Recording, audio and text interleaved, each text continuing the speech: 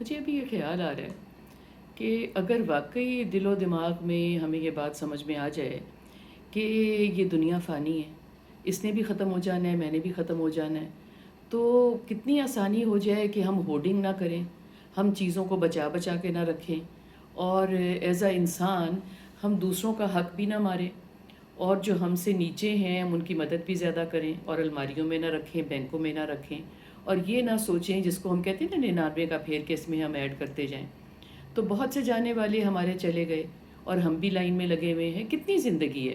تو اگر سوکھی زندگی گزر رہی ہے، اگر اچھی گزر رہی ہے، اگر کوئی پریشانی نہیں ہے، دانا پانی بھی اچھا چل رہا ہے، کھانا پینا بھی اچھا چل رہا ہے، سیفٹی کے حوالے سے بھی ہمارے پاس پیسے موجود ہیں، کوئی زیورات بھی موجود ہیں، تو اور کی ہوس میں سے نکل جائیں بڑے آرام سے۔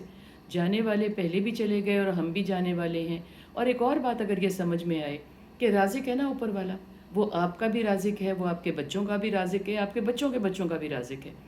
تو مجھے لگتا ہے کہ بہت دفعہ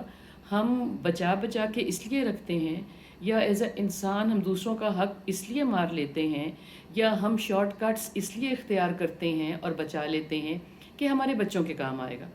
تو یہ بات کیوں نہیں سمجھ آتی کہ ہم یہ دعا کریں کہ بچے بھی صاحب استطاعت ہوں،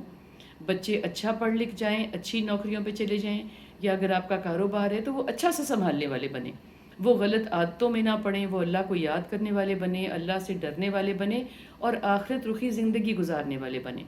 تو آپ کو اپنی زندگی پہ، اپنی جان پہ نہیں جھیلنا پڑے گا، بیکاز میرا غلط کیا ہوا، میرا غلط بنایا ہوا، بچایا ہوا، لگایا ہوا، اس کا حساب کس کو دینا ہے مجھے؟ اور بچے اگر آرام سے وہ چیزیں، وہ پیسہ، وہ جولری، وہ مرات، اور وہ میرا گھر جو میں نے صحیح وسائل سے نہیں بنایا، اگر بچے اس کو استعمال کریں گے اور انجوائے کریں گے اور ان کو ہاتھ پیر نہیں ہلانے پڑیں گے، تو ان کی تو اچھی گزر جائے گی، بیکاز ان سے حساب نہیں ہوگا۔ جو کچھ بنایا ہوا ہے، جو میں چھوڑ کے جا رہا ہوں، جس پہ میں نے اپنی زندگی غارت کر دی اور آخرت رخی زندگی کی طرف میرا دھیان نہیں کیا، میں اللہ سے نہیں ڈرا، تو حساب کس کو چکانا پڑے گا مجھے؟ تو اصل میں خوف کی بات یہ ہے کہ میں جس طرف لگا ہوا ہوں وہاں سے میں جان چھڑا لوں، اور مجھے یہ پتہ ہو کہ میرے پاس کتنا وقت ہے۔ کسی کے پاس بھی، میں بڑی عمر کا ہوں تو میرے پاس کم وقت ہے، جو چھوٹی عمر کا ہے کیا پتہ اس کے پاس میرے سے بھی کم وقت ہے۔ تو صرف یہ دھیان کرنا ہے کہ آخرت کی طرف دھیان ہو تو بچانے کی طرف بھی کم دھیان آتا ہے، دوسروں کا اڑانے کی طرف بھی کم دھیان آتا ہے، اور غلط نظر ڈالنے کی طرف بھی کم دھیان آتا ہے۔